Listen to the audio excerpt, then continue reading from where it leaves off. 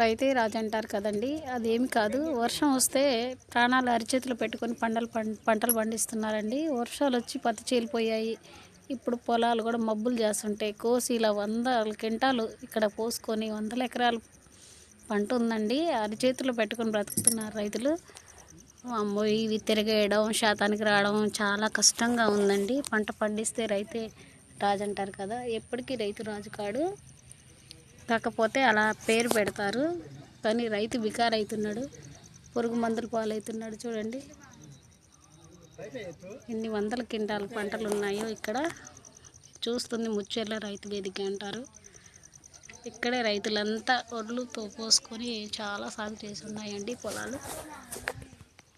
చూడండి ఇక్కడ నుండి ఎక్కడ ఇంకో 50 ఎకరాల్లో పోసుంటారు పంటలు.